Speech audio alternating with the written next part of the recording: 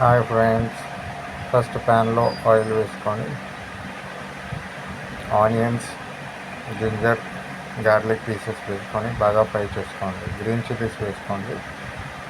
దీన్ని బాగా ఫ్రై చేసుకున్న తర్వాత చికెన్ మంచూరియా పీసెస్ వేసుకోండి.